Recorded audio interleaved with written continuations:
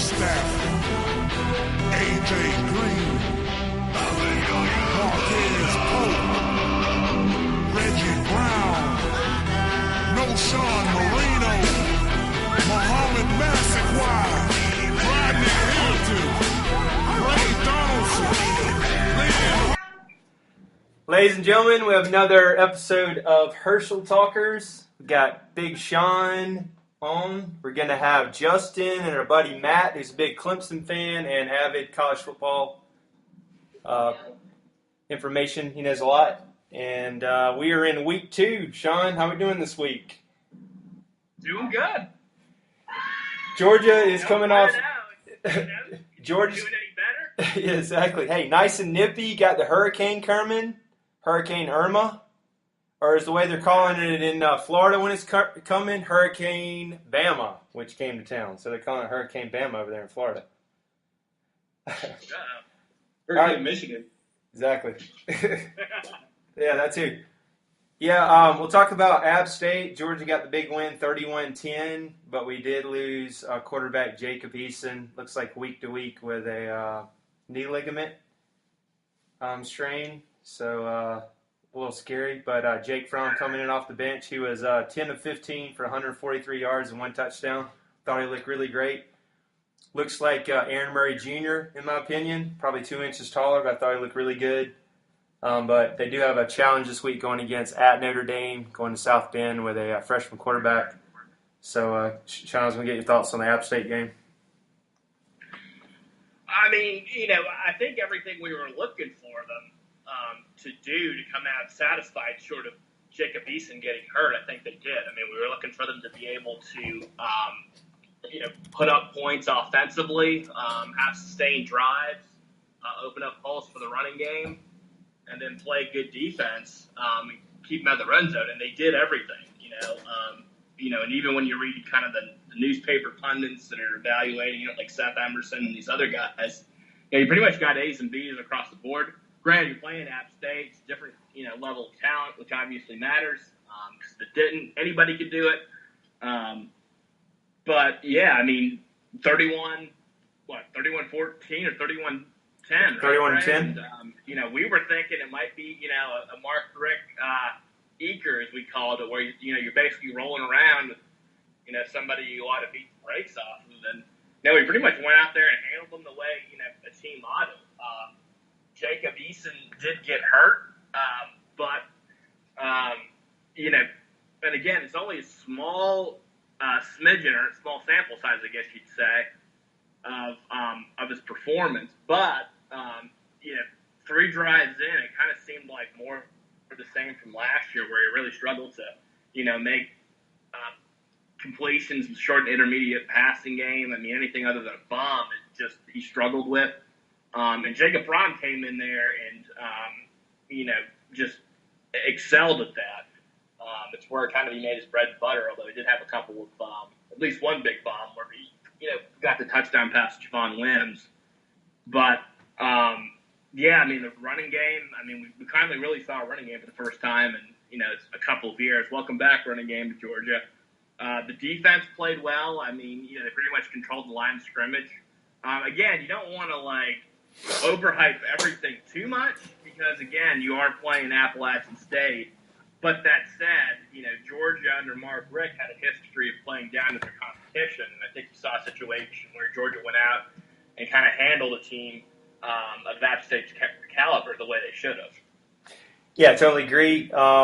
Had them 31-0. I rewatched the game. I was up in Michigan, so didn't have the greatest ESPN, but I rewatched it the other night. Could have had them probably 38-45-0. Had a lot of guys in, some of the guys I never even heard of, well down on the depth chart. But the defense did great. Probably give them an A. Held them to 284 yards.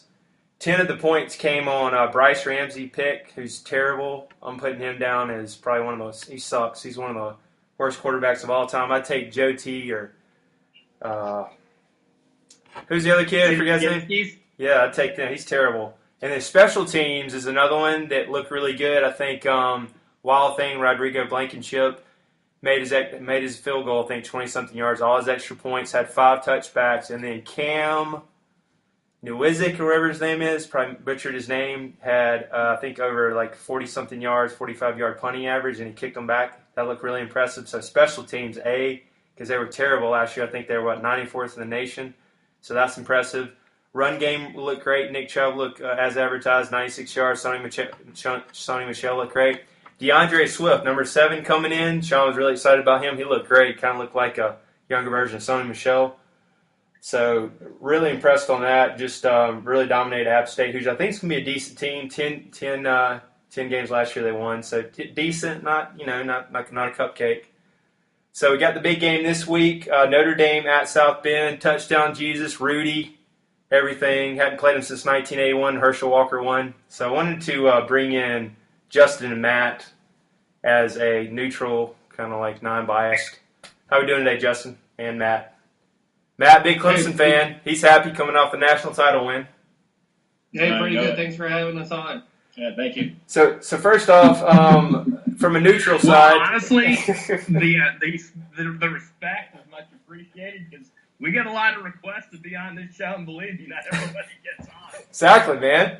Hey, after popular demand, we get Justin on for second episode, so he's high in demand. Yeah, I guess my mom was listening last week or something. Exactly. That's pretty cool. So, from a non-bias for you guys, looks like which betting site you look at. We always look at the spreads because we're all looking at gambling just for pleasure. Got 4.5 all the way up to 6.5. I was going to get your thoughts. I know Justin gave me his classic wow for 6.5. So I was going to get Matt and Justin's thoughts on the spread and any questions about the Georgia Notre Dame game. Well, I think talking about the Notre Dame-Georgia game, yeah. I think Notre Dame has a lot of question marks. Until they come out and prove something to me, I think that's too many points. Now, obviously, Georgia, with the injury they suffered at quarterback, that's gonna leave a lot of doubt out there for Vegas. So they're gonna put the line in a place where they think they can get even money on both sides. But I'm not convinced Notre Dame is going to be able to beat Georgia. I don't think they have the talent. So I don't know. I would. If you want, which way I'd go as far as betting, I'd take Georgia all day. Oh, nice. Hey, so I like it. Matt likes Georgia the points. Yeah, I actually think with Chubb being in the national spotlight here, I think this is going to be his game, and he's just going to run all over him. I'm not really seeing it, as confident as Matt is. I think it's going to be fairly close, though. Still Notre Dame at night. Yep. So I would probably, gun to my head, I'd probably pick Georgia. Nice. So now, are you guys just saying pick them now? You're just saying to take the spread in Vegas. You're not necessarily thinking that Georgia's going to win, right? I think Georgia wins this game. Straight up. I think. Nice. I think obviously Notre Dame's going to be competitive. They're coming out, their hair on fire, playing at home. They have something to prove. They came off a really, underwhelming season last year, and they all think really highly of themselves, up there in South Bend. So I think that first half you'll see a really competitive game. I think Georgia has the athletes. They have better talent across the board, in my opinion. I think their defense is going to show up, and I think they'll win by maybe a touchdown. But I think it'll be a close game. But I think they're going to win the game though, and easily cover the spread. Nice. I like that. All right. Yeah, so, to me, I think the one thing that because Georgia in the first of all of last year, and then for the first 3 drives of the game when Jacob Eason was in this game, struggled to move the ball. And it seemed like what really the difference was when the true freshman came in. He started getting first downs with short to intermediate passes. So it's almost like you establish the pass to open up the run because they couldn't stack the box. But I think going into this game, Georgia's got to be able to do the same thing. They've got to be able to get, even if it's 5, 6, 7 yards of clip, just simple stuff. I think if they can get him rolling, that's going to be big. If not, then you're still kind of dealing with the freshman quarterback. Sooner or later, does he get desperate to make a play and do something boneheaded in a tight game? But it still takes a lot of moxie, your first college game, to be able to come in there for the injured starter and play like he did. So, I kind of like Georgia as well. Cautiously optimistic, but I think maybe a touchdown or less, but Georgia wins. All right, Sean, what do you think the keys to victory will be? Besides, you got to score more points than Notre Dame. Okay, gotcha. There we go. Next question. All right, there we go. We got that out of the way. There's the answer of the week. What's your keys to victory, you think? And I'll give you mine. I mean, I think that at least game one, and again, it's only one game, so it's a small sample size, but it seemed like Georgia started to get success running the ball because we were 3-and-out the first three drives, right, Trey? It was 2. He got injured, so I guess I mean, he was rolling out. He had that penalty, so 2.5 pretty much while he was in there. But when they actually got a couple first downs when Fromm actually came in, so the first 2 were terrible. We didn't get anything. I think he had one completion to the tight end, and then he overthrew 2 people, and they got stopped running the ball. So he was struggling, Eason, for sure. So I mean, I think that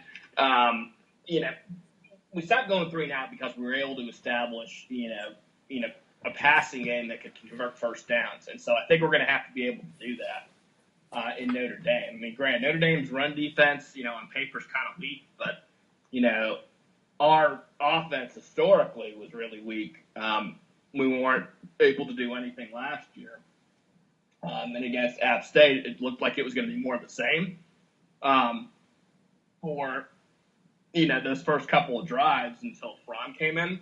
So, again, I think you got to be able to, get him in some kind of rhythm. I'm not saying you let him just take over the game, but, at least establish that pass so that they back off the run and just let Chubb and Michelle do their thing. The defense, I think they just need to kind of show up and handle business like I think they will. I don't think stopping Notre Dame's running attack, although they had a pretty good week last week, is going to be that big of an issue. I think that's the strength of our defense. Maybe what concerns me a little bit more is the fact that they've got that spread quarterback. And just him scrambling around, I think it's just difficult for, most defensive backs, regardless of where they're playing at, to be able to sustain coverage. So I think they've got to definitely play their A game. And you're playing a true freshman, too, at one of the safety spots. So, you definitely don't want any boneheaded coverage laps. And you don't want any boneheaded penalties either because, again, we are playing a lot of freshmen. And, I guess beyond that, the other key is that if the offense kind of struggles a little bit, you don't want Fromm making a stupid, turnover that potentially costs you the game. So, again, I think that if Fromm can kind of do similar to what he did last week, I could see us winning by 10-14, honestly. But if it's closer than that, again, I think you just need to do enough to get Chubb and Michelle some running lanes and then, just avoid the stupid turnovers. Yeah, I completely agree. My thoughts are, I think Notre Dame is going to put 8 or 9 in the box because you got a true freshman to make him run, make him pass, which I think he'll be able to be successful. It is going to be on the road, true freshman, which is scary.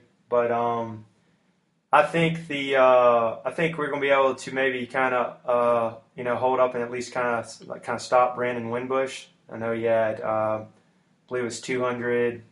No, actually, he had 184 yards and 2 touchdowns and 1 pick, and he had 106 yards rushing.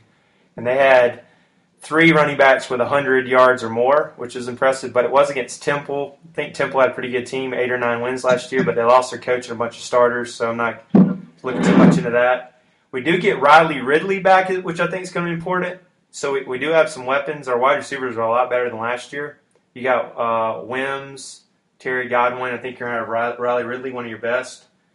And then they're going to stack the box. I think it's going to open up, and I think we're going to be able to wear them down. Their run defense the last 5 years is 70th or worse against the run.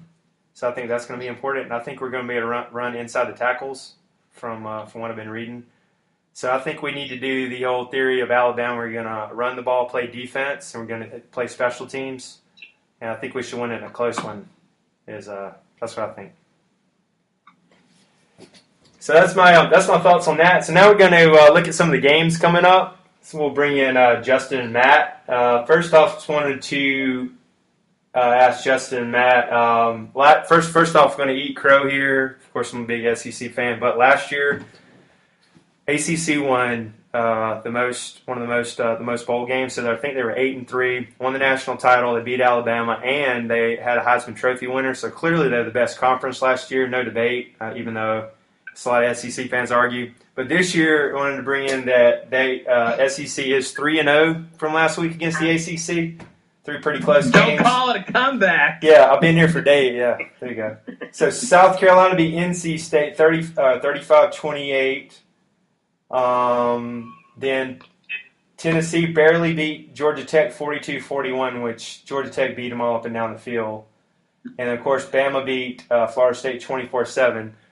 So I know it's an early sample, so I was going to get your guys' thoughts on how do you think the SEC is going to be throughout the season compared to the SEC, and get your thoughts on that. Before we get to that, Yeah. Since we did mention that Clemson's defending national title. Yeah. Matt, I'm sure you watched the game Saturday. How did you think Clemson looked to you? I mean, obviously they looked really good against one of the worst FBS teams in the world, but hey, School of the Blind.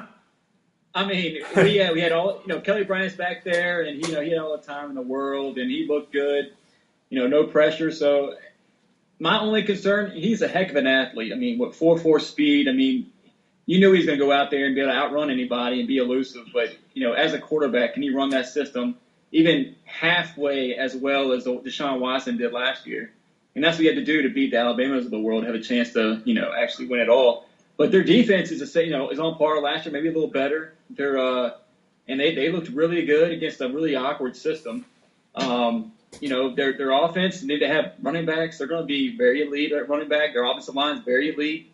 Have everybody back from last year virtually. The quarterback was obviously the biggest question. Also, obviously, you lose other weapons like Mike Williams and Jordan Leggett. The tight end played really well. Millen Richard. Their receivers, they're really deep, have a lot of talent. You don't have Mike Williams, you don't have that experience, but you have a lot of talent, a lot of depth, and they showed that. But their quarterback, obviously, is a big question mark, and you wonder against a defensive line like Auburn, is he going to be able to, stay calm in the pocket like he did against the Kent State with no pass rush? He looked good. He looked good this past weekend. You wonder, is that going to hold up against, the elite kind of defensive line Auburn has? And if he can, then sky's the limit. But we'll see. I'll believe when I see it. Yeah. No, great. I was surprised that just he looked that good again. I know he's playing like Kent State, but that's still kind of a good sign, though, that if you're playing that well, you know what I mean? It's not like he's just like, chucking it up and going for 50% with a couple bombs, Is that? Yeah, I agree, absolutely. He threw one ball in the second play in that series, and he threw a perfect dime down the field to Kane, Deion Kane, which will be the replacement for Mike Williams this year. And he had a good game last year in the championship game. Had that one big play on that screenplay to kind of open things up for the offense. So he'll be a good weapon this year. So he has plenty of weapons, and if the offensive line can get him time, then he can make the throws. And for me, it comes down to decision making. Does he have the ability to make decisions whenever he doesn't have that time? So that's what Deshaun Watson was good at. Good at for 99% of the plays was making the right decision. And also having the toughness to get hit and get back up, because you saw a championship game last year. I mean, Alabama was knocking it around that first half, but he came back in the second half and put on a show and laid them back. So if you can do that, then he might not miss a beat this year. We'll see how it goes, though. Yeah, how do you feel that? You have to like your chance a little bit better with Francois, whatever, from Florida State getting hurt like he did, right? I mean, not that you wish it on anybody, but it doesn't hurt losing him, right? Yeah, I feel like Florida State gets anointed as the ACC favorite every year, but yeah, this year they have the defense. The one thing you take away from that Alabama-Florida State game for Florida State, other than the fact they lost they have no depth at quarterback after Francois, is their defense is really elite. They were really good. That's the only reason that game didn't get more out of hand than it did was that defense. But without Francois, I mean, their depth at quarterback just looks like it's just non-existent. So you wonder if they can actually move the ball, score some points, and help that defense out. So other than that, and then Louisville looked underwhelming. The ACC as a whole looked kind of underwhelming. Outside of Virginia Tech, I don't see much resistance. Maybe Miami might be good out of the Coastal, but out of the Atlantic, I don't know if there's gonna be much resistance without Francois. Hey, Georgia Tech in the triple option. Option through Czechoslovakia, man. It's yours for the taking.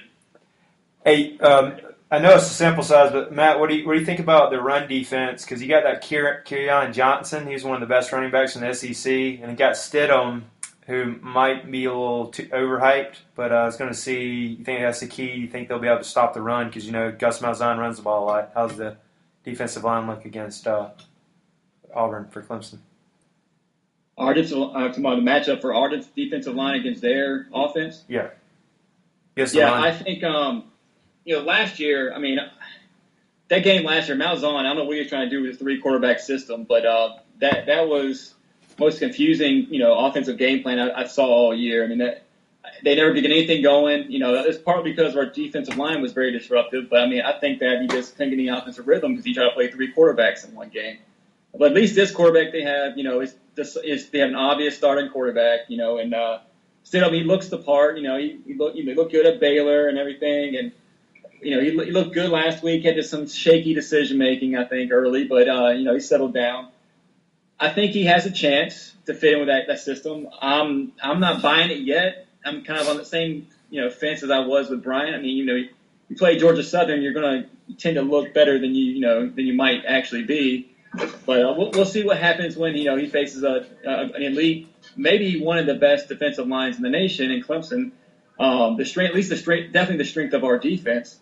I think it's a good matchup for us. That's probably the best matchup we have is our defensive line versus their offensive line. If we can get some pressure on him, I have a good feeling that he might be throwing some questionable balls that hopefully our secondary, which might be the biggest question mark in our defense, can take advantage of. Very, very, very good points. And looking at the coaching, because I know Sean always likes looking at this. I think Clemson definitely has, coming off the national title. You got Dabo Sweeney. I think probably better overall coach than Gus Malzahn, who's supposed to be a great offensive coach. So Sean, I was going to get your thoughts on that. Who do you think's got the advantage on that? Plus, it's going to be at Clemson. It's going to be a hostile crowd. 7:30. Rubbing the Rock, Howard's Rock. I think that's going to help him out. What's your thoughts on that? I mean, I think it's Dabo. Yeah. I think. Well, I mean, maybe from an X's and O's standpoint, it's Malzahn, but the thing with Dabo is that when you're looking at everything in the aggregate, the total package is definitely Dabo. Because Dabo may not necessarily know that spread option offense, whatever the heck it is that Malzahn's running. And he may not have the expertise on either, side of the ball in terms of teaching something like that the way that Malzahn does. But, Dabo's, he's a phenomenal recruiter first and foremost. And I think he's really underrated in terms of evaluating talents for his assistant coaching positions. Like, he pulled Jeff Scott, I think, out of, I think he was a high school coach. I think his dad, Matt, correct me if I'm wrong, but his dad was a college coach, right? And then Brad Scott. Brad Scott was actually a head coach for South Carolina before he came to work for Bowden. And then Jeff Scott was recruiting. He was kind of recruiting, kind of came up through the ranks with his dad. So yeah. I think coached 1 year of high school football with whoever it was to the state title, and then came back. But I think the offensive coordinator took over for Chad Morris. Was that right? He took over Chad Morris. Chad Morris left for the what was it? Southern Miss. Was it Southern Miss? Southern Methodist. He left for that job, and then he took over for them. Him and Tony Elliott are co-coordinators. And by the way, the offense hasn't missed a beat. And the offense has been I mean, it helps when you have Deshaun Watson back there, but they haven't missed a beat so far. And and then on defense, I think Greg Venables was just He was always a solid assistant, but I thought underrated. And I mean, to me, he kind of was a huge difference in terms of you guys taking that next step up too. No, I absolutely agree, and I think it helped that it came from the Big 12 with that a similar type of offense that we run, so we knew how to kind of cope with that. Having a couple of quick 3-and-outs and having to get back your defense back out there. It doesn't have, you're not playing offense so you can help your defense. You're playing offense to score, and sometimes you put your defense in some bad situations. And he was kind of used to that playing in the Big 12 with Oklahoma. And I think we kind of caught lightning in a bottle with, by the way, it's Dabo Sweeney, not Dabo. But it's okay. I want to be a true Clemson fan, but I didn't correct that. Hey, that boy.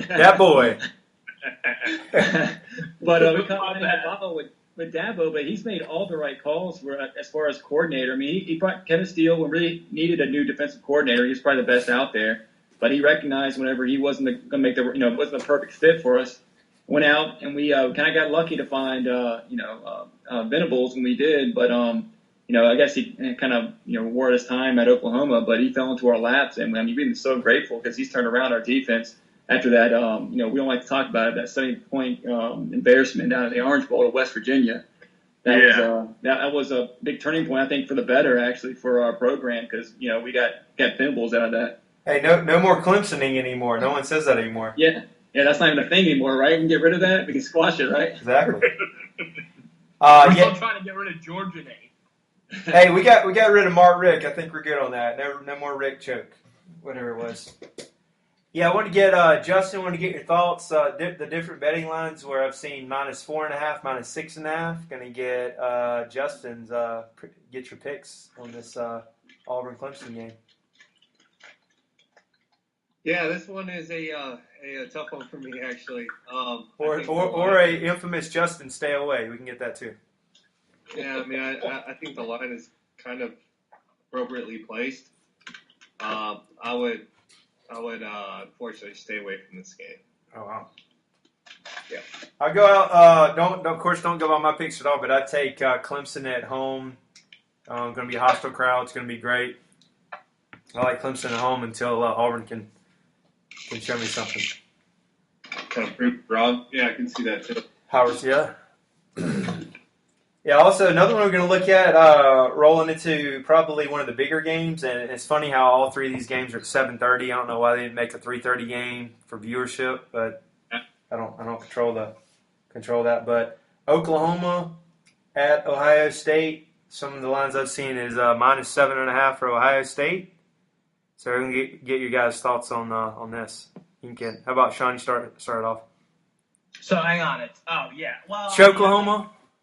Well, and it's on the road in Oklahoma, right? Norman? No, it's actually at the Shoe at Ohio State. Night game, 7:30. Really? I'm kind of surprised that the spread is that close.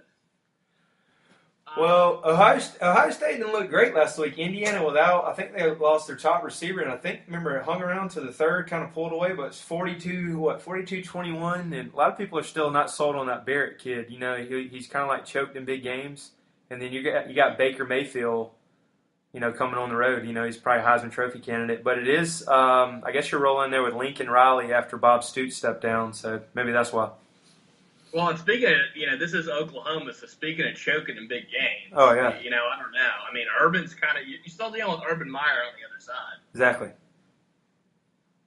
So you taking, who would you take in this one? You got Ohio State or?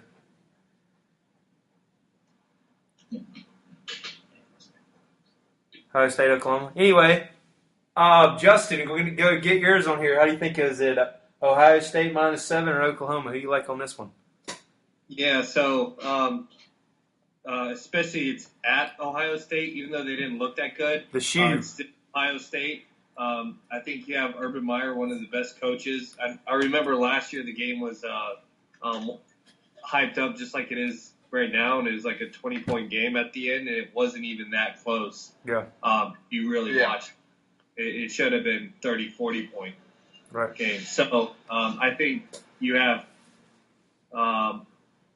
arguably a top 4 team playing this semi-overrated Oklahoma. I think the score is going to be kind of the same as last year. Yeah, sorry about that. A little technical difficulties, but yeah, I totally agree with Justin. I mean, even people are kind of starting to question Ohio State because of Trestle's history or whatever. But it's kind of been a different game for them with Urban Meyer as their coach. I know they got blanked by Clemson last year, but Clemson was a national title. The eventual national champions, I should say. And again, this is, what really seems like a very average Oklahoma team going against one of the nation's best. And you're having to go to the shoe, so it's not like you've got the luxury of playing at home, the home field advantage. Yeah. I think it's one of those where it's just going to come down to coaching. Lincoln Riley, assistant coach, is going against Urban Meyer, so I think it's just going to be a mismatch, like you guys think. I think it's Ohio State. I'll take Ohio State with points. So I'm going to transition over. Justin, can we give you your pick of the week? I love the name of it last week. Do you have another pick for us? What was it? Texas Star? I forget what it was called. Yeah, so back by popular demand, we got the Texas Blue Chip special. Hey, even though last week the other one didn't come through because it was postponed, so we give you a pass. It's postponed? Yeah. All right. So this week, the game I'm looking at is Oregon State versus Minnesota. Wow. The Beavers. Go ahead. These are the games that you want to know something about, and I definitely know something here. So I'm not sure if anybody watched it, probably not, but Oregon State played Colorado State and just got blown out. Oregon State had more missed tackles than Sean had more mispronunciations of Dabo Swinney tonight. Wow, there you go. And they can't stop the run. They're an extremely boring team to watch. As far as they just run to the right, throw a little 3-4 yard dump passes, extremely boring offensively to watch. And then you have Minnesota, who's coming off a loss. It's their head coach's second game. It'll be at Minnesota. Oregon's favorite at -2. And I think Minnesota is just they're a grindy team. They didn't look that good, but I think they bounced back nicely here. Actually, Oregon State. Actually, I want to mention on that. I hate to switch it up on you. Minnesota actually did win their first game 17-7, so they 1-0. Oh yeah, sorry, they didn't cover last week. Sorry.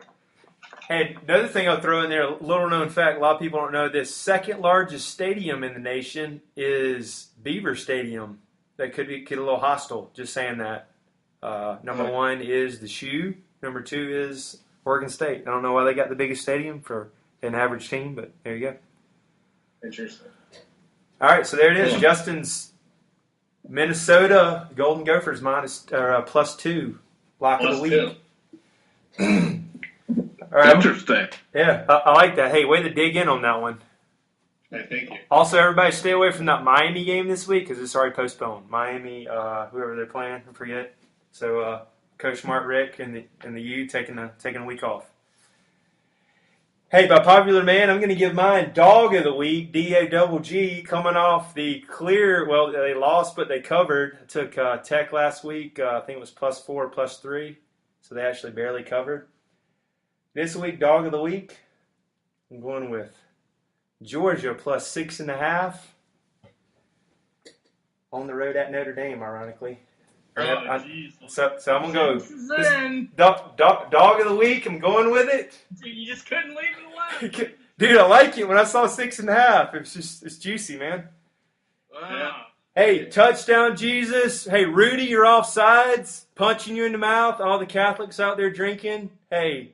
We got Country Boy Can't Survive, Jake Fromm, coming to town to take over South Bend, Dog Nation. So go with the Dogs +6.5 on the road.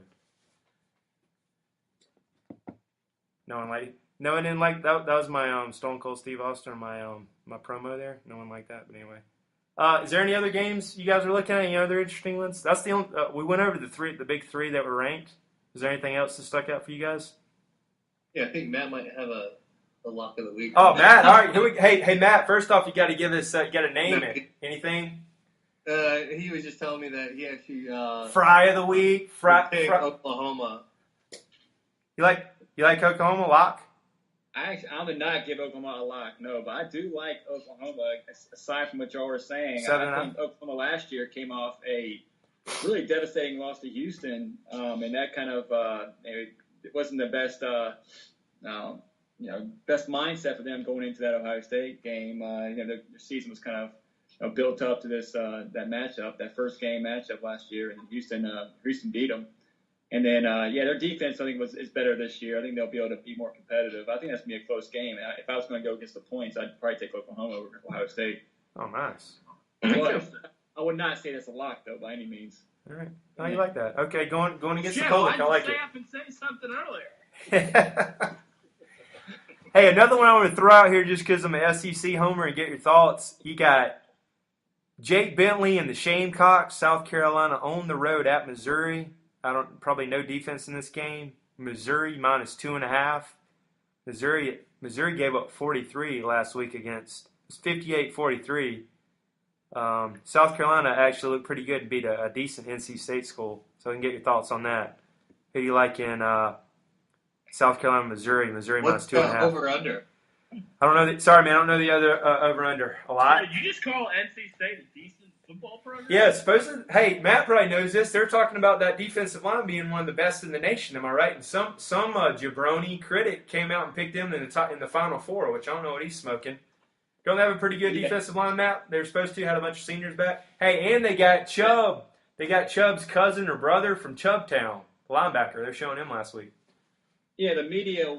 I was a media darling this year for the dark horse in the ACC, but I wasn't buying it from the very beginning. NC State, they have they're kind of known for showing up again, and kind of making close games against really good teams, but also blowing games against really bad teams. I don't think USC is a very good team. I think NC State's about just on par with USC, and I think that kind of showed two mediocre teams battling it out last week. And I think that's what you saw.